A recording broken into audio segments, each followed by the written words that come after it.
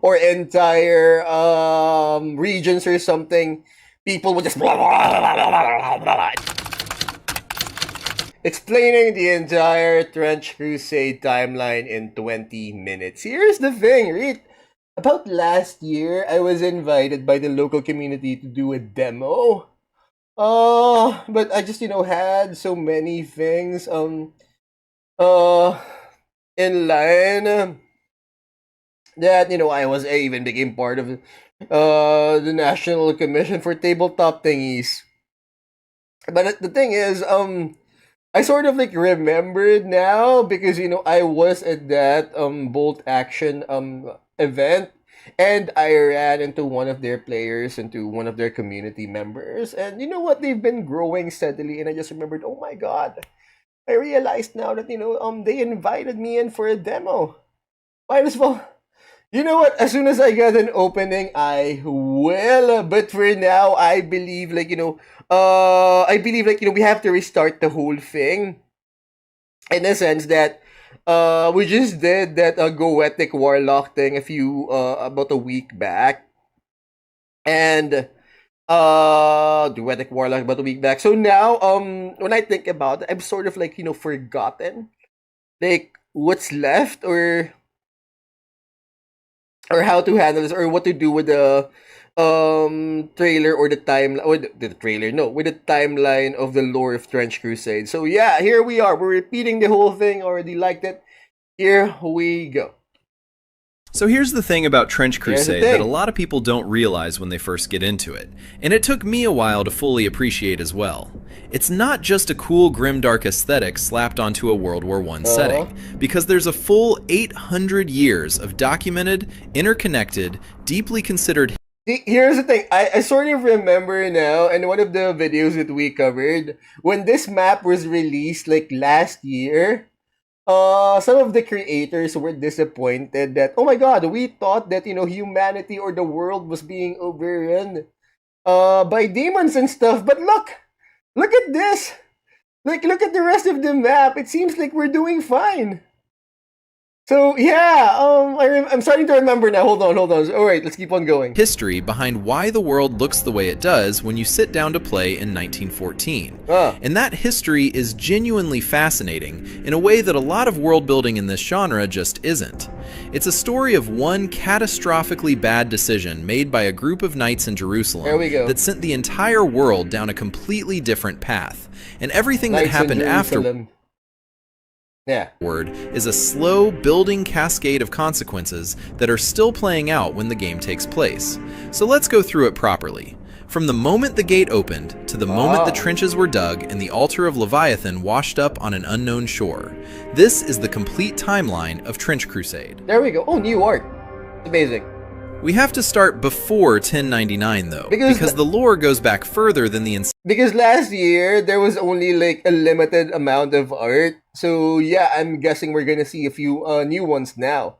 Because this one's an old piece of art from last year. Exciting incident, and those earlier events actually matter for understanding why things unfolded the way they did.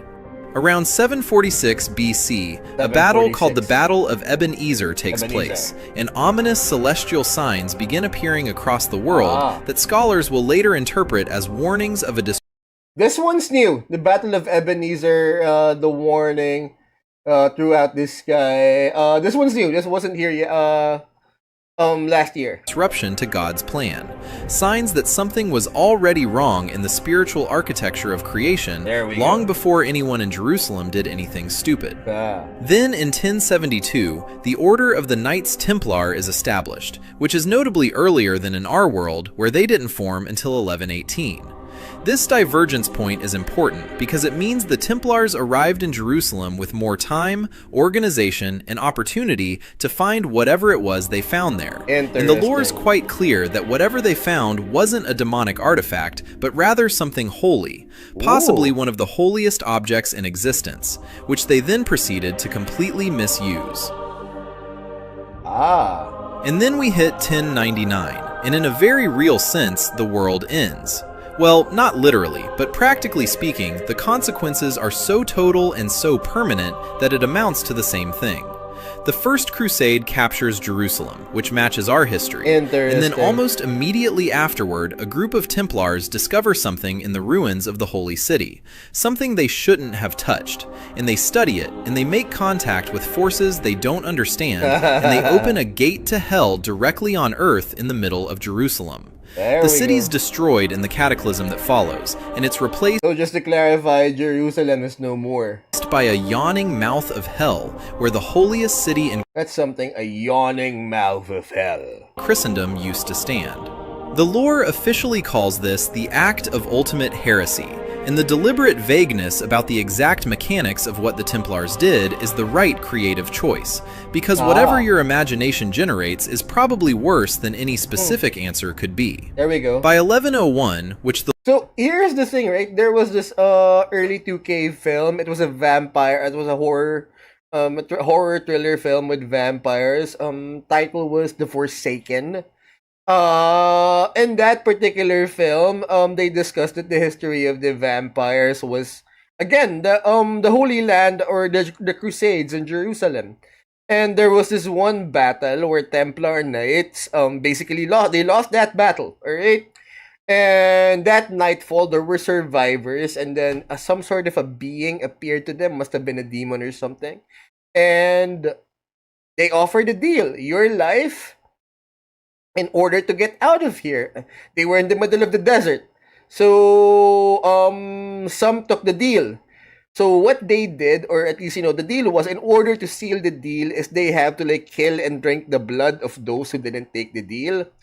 So, come morning, when the survivors, or those who took the deal, they couldn't bear to look at each other, and therefore, that's why, in shame, they refused to go out in sunlight for what they did. So, I guess that's where the, part where vampires, don't go out into the light or something. But anyways, it's a bit, something that, it's coincidentally that they, provided the same lore in that film for vampires, as to how, demons got out in the world. The lore calls the Year of Three Battles. Everyone's realized this isn't something that can simply be cleaned up or managed.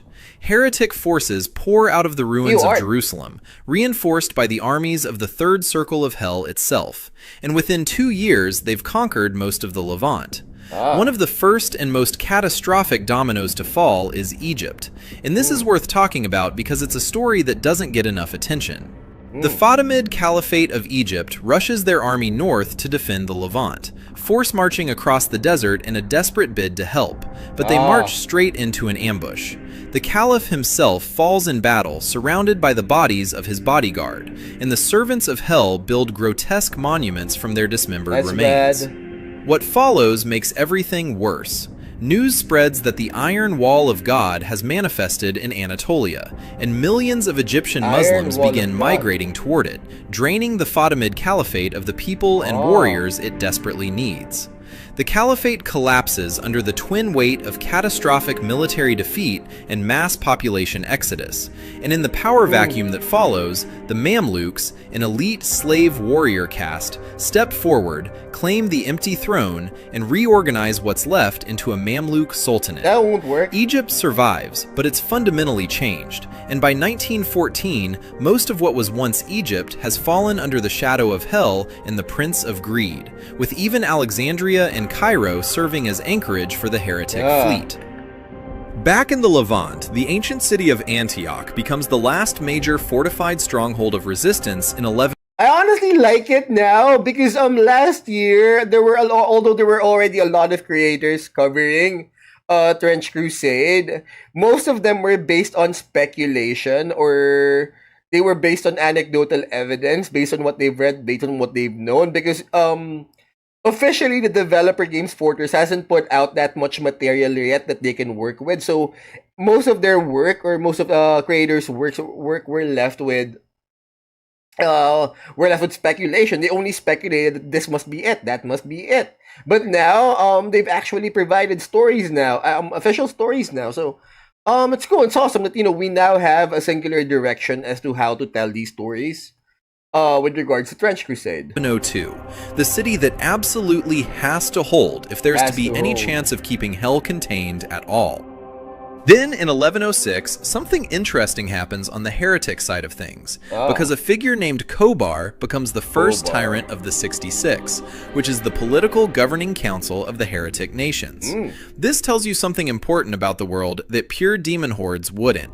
The people who sided with hell aren't just mindless servants of darkness, and within 7 years of the gate opening, they already have political structure, institutions, and the organizational capacity of a proper nation state, which is genuinely more unsettling than the alternative would be. Then 1109 arrives. And hold up. There's something. Wait. In this last year, when we were covering some stories regarding Trench Crusade, we always saw the legions of hell as slaves. But now this is something that they have actual willing volunteers. I remember this Arnold Schwarzenegger film. Hold on. Okay. I honestly can't remember Arnold Schwarzenegger. Oh yeah, movie Hell, about hell. Hold on.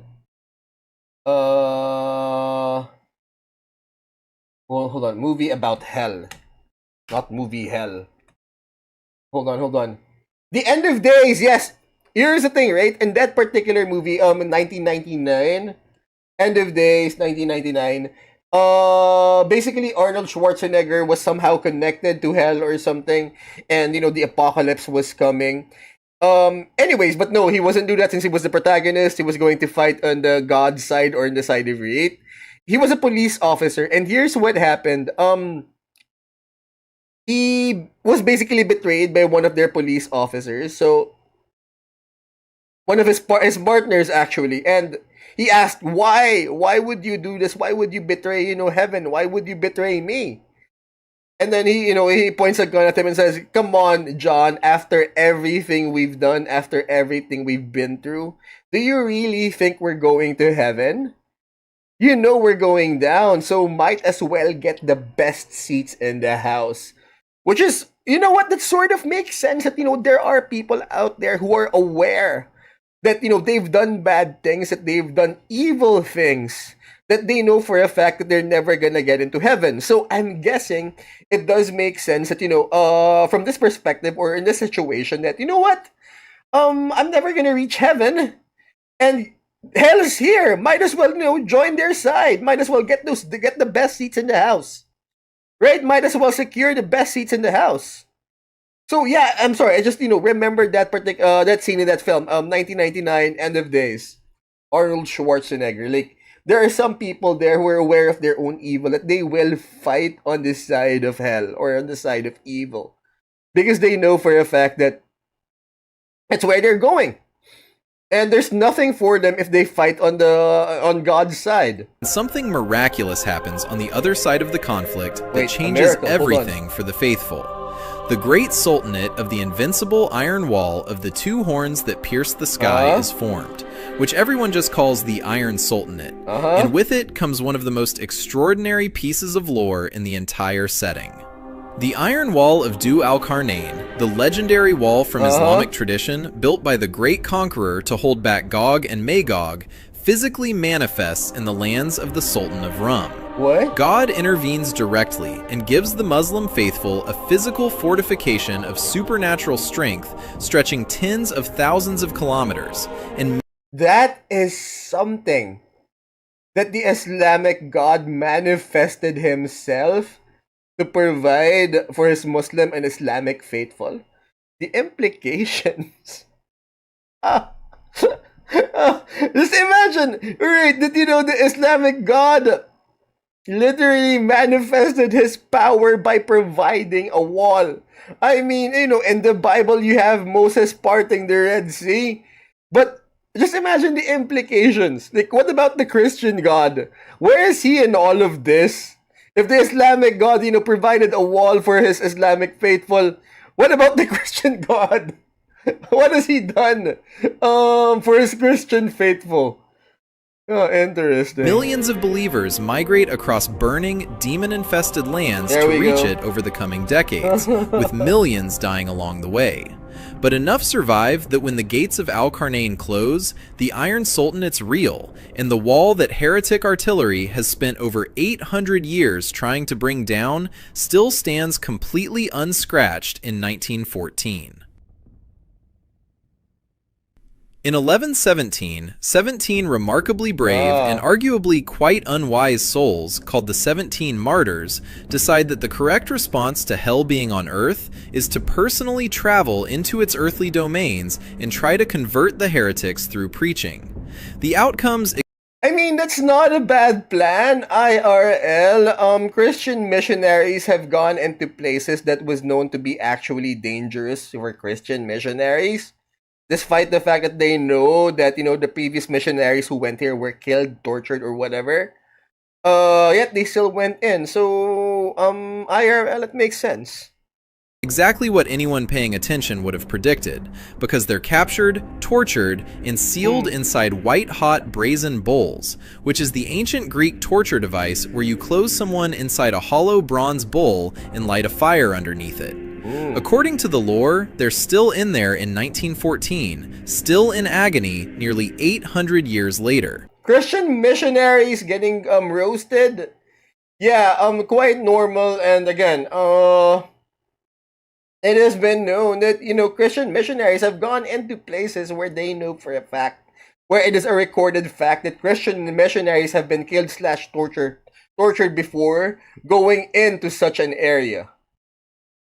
This as a simple fact of the world with no particular emotion attached to it, which is exactly the tone that makes Trench Crusade work as a setting. Moving to 1165, and the Old Man of the Mountain establishes his Hashashin order at the mountain fortress of Alamut, founding what will become one of the Iron Sultanate's most feared assets in the long war ahead, the Assassins, who bend space and time through sacred rituals and powerful alchemical hallucinogens. By 1914, Alamut's been under continuous siege by heretic forces for hundreds of years and hasn't once fallen, which says more about the... At a certain point, there's a reason why a fortress is so secretive, and it could be that they are using powers that are beyond them or powers that they're not supposed to use. Those assassins than any combat statistic could. The period from 1215 to 1306 is called the Wars of Triclavianism, and this is the part of the timeline where the faithful demonstrate their extraordinary capacity for shooting themselves in the foot. Yeah. An internal theological dispute tears the church apart into warring factions, and while Christians are busy... Because why not, right? You're already on the back, you're already backpedaling from hellish forces, from the forces of hell. Might as well fight amongst each other the best way the best way on how to actually win against the forces of hell. Why not, add to the problem? Burning each other at the stake over doctrine, the heretic domains expand steadily because nobody's defending the borders. Millions die, entire regions are lost, and the lasting consequence of this period is that the war's still ongoing in 1914, in part because the people tasked with fighting hell decided to fight each other first. Yep. The wars of sounds about right. Something, humans would do. Might as well add ourselves into the problem. Because apparently, the forces of hell coming after you isn't enough. Might as well go after each other. Triclavianism also explain a lot about why the faithful's political structures are so fractious and contentious when the game takes place, because those old wounds don't fully heal in 800 years. Sometime in this period, the first communicants are also created. New art! There's new art! Though the lore is deliberately vague about exactly when the Mendelist Order first managed to produce the grotesquely mutated superhuman warriors who carry cloned traces of the Redeemer's blood. What we know is it's on our side! Alright, I thought it was on Hell's side. It was swinging around a dead body, and it looked like it was running after a normal human being. It's on our side, and it's new art. Alright. And it has a priest behind him. machine gun priest for his reload. The Mentalist order's been active since at least the 17th century, which means the church's super soldier program's been running for hundreds of years by 1914, and the paladins who represent its absolute peak are warriors capable of entering hell itself and coming back alive. Then, in 1346, Beelzebub decides to enter the war personally in the most catastrophically effective way imaginable, in the Black Grails unleashed upon the world. Tens of millions of people are infected by the worst plague in recorded history, a supernatural disease created in the bowels of the seventh layer of hell itself that doesn't simply kill you, but turns your reanimated corpse into a walking vessel for Beelzebub's corruption, lurching back to its feet to spread the infection further and further outward. The Corpse Wars begin, a period of absolute catastrophe for the faithful that spans decades and very nearly destroys whatever remains of Christian and Muslim civilization in Europe and the Middle East. The Black Grail's indiscriminate, infecting not just humans, but animals and insects and anything with biological matter, and the lore notes with characteristic bluntness that it destroys the body while leaving the mind fully intact. I guess. I mean, Papa Nurgle loves all, but I sort of wish that they would have, because obviously, from the creators of 40K, you have some creators that walked over, so you could definitely see in some of the units and some of the lore about the 40K inspired or Warhammer inspired novelties, from monsters to units, but I just wish they should have, they could have just shifted a little bit from Nurgle. Because it seems like, a plague is too easy. A plague is too easy. Like, why didn't, for me, I would have preferred they would have dealt, something different, like a Zinch, I guess, number of possession. So imagine instead of, plague dying from the plague, why not death from possession or something where people would get possessed to fight on the side of evil? Something Zinch-like. I'm pretty sure they could have written their way around that. It's sort of a bit of a placeholder. It feels like, they just shooed in a Nurgle, Beelzebub as Nurgle because it was the easiest form or it was the easiest way to put in. It feels a bit lazy for me.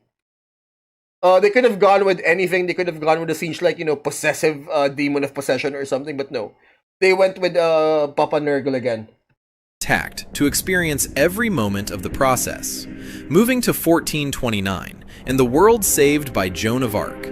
Except that in Trench Crusade, Joan of Arc's a literal living saint with genuine divine power, and what she saves the world from is a hegemon of the Black Grail, a 100-foot armored titan with the strategic intelligence of a fallen angel, born from the ritual sacrifice of millions of innocents. She defeats it at the Battle of Valence, the Black Grails driven from mainland Europe, and the Corpse Wars end. The surviving members of Beelzebub's military cult are either cursed by their master and cast out to wander the earth forever, or they retreat south and storm the city of Avignon, establishing what's now a festering center of corruption and plague that the faithful have been trying to contain for nearly 5 centuries. See, again, Papa Nurgle loves all. So yeah, it seems like a bit of a cop-out that they went for the easiest antagonist, which is Papa Nurgle. Like, here's disease, here's something disgusting, here's someone's intestines falling out. I mean, they could have done so well. I mean, The Exorcist, still one of the scariest films out there. So imagine if you had, a Zinch-like demon possessing, entire continents or entire regions or something. People would just blah, blah, blah, blah, blah, blah, and then suddenly attack Christian forces. Or something. So yeah, something Harry Potter-ish, unforgivable curse. What was that? Someone imagine the Imperio curse. You never know who's on the side of hell. So yeah, but still, they went with the Papa Nurgle route, which feels like a bit of a cop-out for me. Afterward. So if you also don't want to be infected by the plague, make sure to like and subscribe. Yeah, you heard the man, guys. Thank you for the likes and subscribe. The good Lord knows we need it. In 1477, the city of Argos is taken by God and simply ceases to exist. There's no explanation given in the lore, and the entry just sits there in the timeline like a perfectly matter-of-fact statement about something incomprehensible. And the lore just moves on. By 1503, a war prophet named Angelos, guided by Saint Eligius, discovers the formula for orichalcum steel, a miraculous metal capable of resisting all missile weapons, and while it's extremely costly to produce, this discovery gives the faithful their own technological marvel to counter Hell's supernatural advantages, and it's still in use 400 years later in 1914. Then 1545, and Old Antioch, the city fortified in 1102, the city that held as the last line of resistance for 443 years, is destroyed utterly by a mysterious infernal weapon. Of course. The garrison holds on in the ruins despite everything, refusing to abandon their positions even as a demonic crater radiates lethal essence into the rubble around them. And in 1559, the Sword Congress of Vienna formally agrees to rebuild and fortify the city, committing to a yearly tithe from... This is completely new. This is completely new. Because last time, or last year, the creators were all about, speculating that this or that, bits and pieces. But now, it seems that the developers have actually released appropriate information as to, provide a direction for these creators. So yeah, I like it. All faithful nations to fund the construction. The walls of New Antioch are finally completed in 1595, featuring 77 mighty towers with hundreds of anchorite shrines embedded directly into the walls, keeping watch day and night. In all the sieges that follow, those walls... I believe we did something on the anchorite shrines last year. Check it out. Walls are never breached. In 1570... Walls are never breached. Hold on. Here's what I was talking about earlier. If the Islamic God manifested its love for its Islamic faithful by creating a wall by through miraculous means, what about the Christian God on this particular one? Just imagine the implication in terms of lore.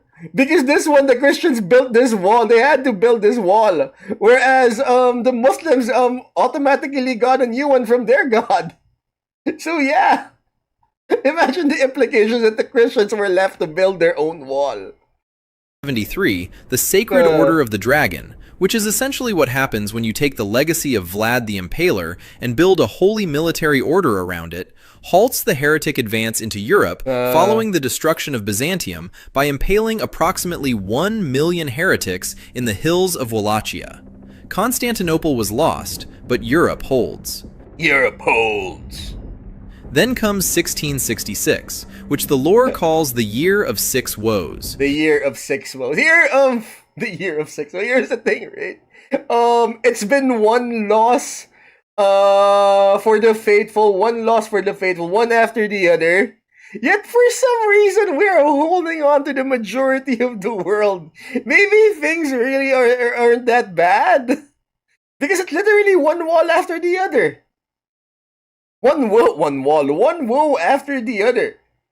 Like, it seems like, we're losing every battle, but check this out. How come we're still holding on to, like, the majority of the world? Anyways, see, Baghdad's over there. Aleppo, New Damascus, the Sultanate. Sultanate surrounded on all sides. Kingdom of Numidia. So, it seems like Naples, Rome. So a big swath of okay. So mainline Europe still out. So basically, it's one front after the other. It seems like what we're doing well. We're doing it but well. Right? Seems like, Eastern Europe still up. Western Europe still, doing fine. England solid. You've got Spain, but it seems like Portugal's on the back foot. Morocco and the Moroccan border water borders been breached, but it seems like Africa's holding. Yeah. See, I mean, it's been one woe after the other, but it seems like we're holding. Right? It seems like humanity's doing fine. And Trench Crusade demonstrates its genuine understanding of strategic geography in a way most fantasy settings don't bother with. The Heretic fleet, newly created and completely unexpected, captures Gibraltar in a surprise raid and immediately turns the sea fortress into their base of operations against Europe. This isn't just a military victory, but a geographic catastrophe, because the Strait of Gibraltar's 13 kilometers wide at its narrowest point and controls the only passage between the Atlantic and the Mediterranean. And hell now has that choke point for the first time in the entire war. They now have a choke point in the Mediterranean.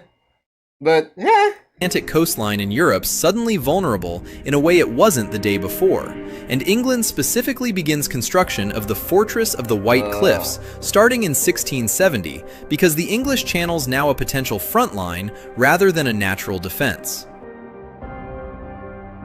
In 1703, the Hebrew Knights pull off one of the great covert operations in the war's history, when a small force striking... There are Hebrew Knights, there are Hebrew... Is there a new thing? Because, apart from you've got the Iron Sultanate, and then last year, the Prussians, the Prussian units, or, the Prussian faction was introduced.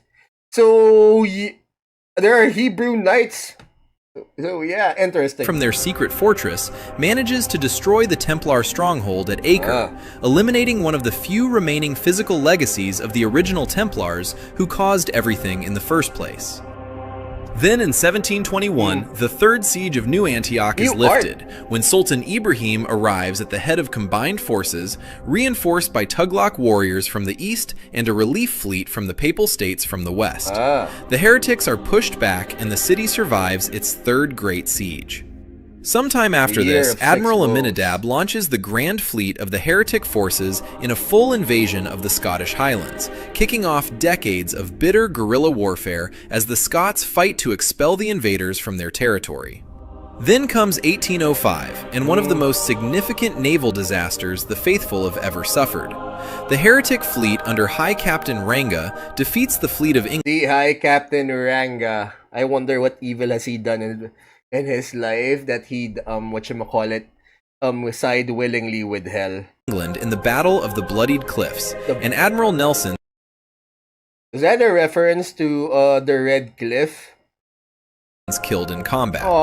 Though Nelson's rearguard action causes the destruction of the heretic flagship and allows the remnants of the Royal Navy to limp home, the Royal Navy's largely destroyed as a fighting force, and the entire subsequent British strategic postures shaped by this loss. It leads directly to the construction of the moving fortress of Britannia, built as Nelson's dying wish. So I'm guessing Britannia no longer ruled the waves.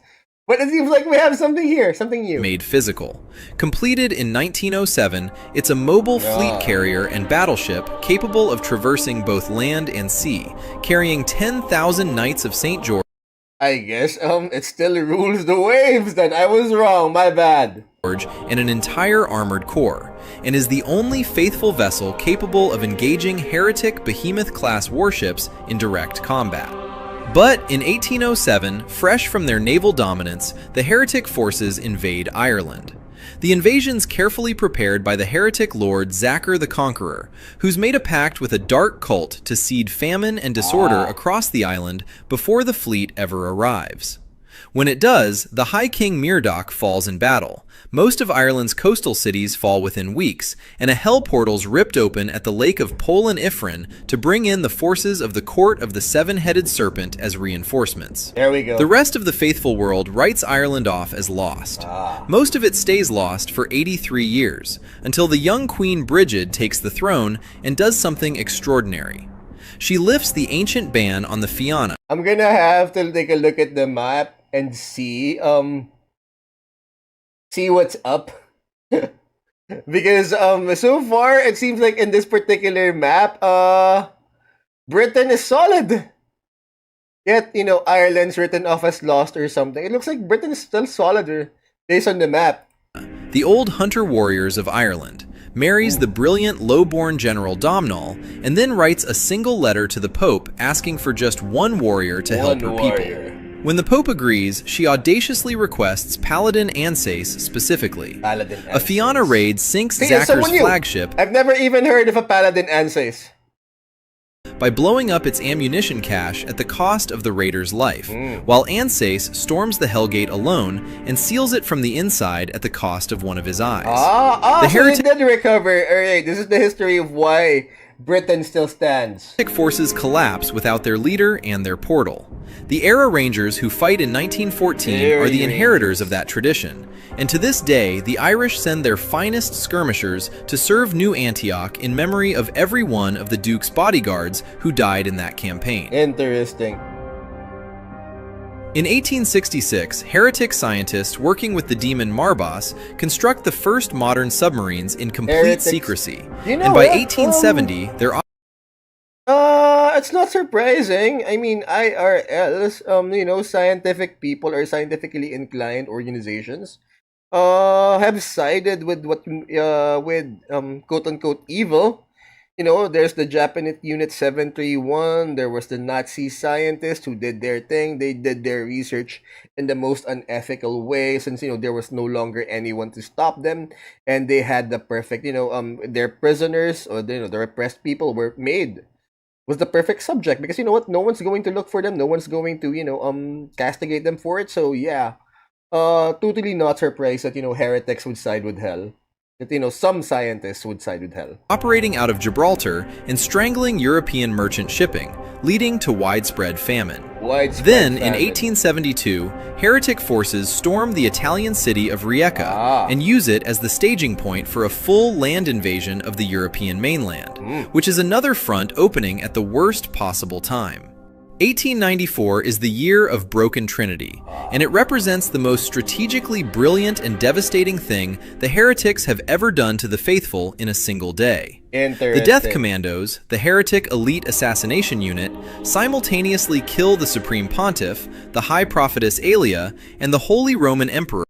So many kills. I'm sorry, Pontiff, High Prophetess Aelia, Holy Roman Emperor dead, Death of the Holy Trinity. Alright, got it. I am looking at this, we've seen this, quote-unquote photo multiple times before. I'm looking at it right now, or, this particular piece of art, and I honestly can't tell whose side is who. I mean, you've got the flagellant, you've got this guy carrying, someone on a cross with, I honestly can't tell which side is which. Or which ones are the good guys? In a perfectly coordinated triple assassination. And while the Faithful's command structure is still in shock, the heretic legions, commanded by nobles from the 7th Circle of Hell and backed by a massive armored vanguard of tanks, launch coordinated offensives in both the Levant and Europe simultaneously. And it nearly works.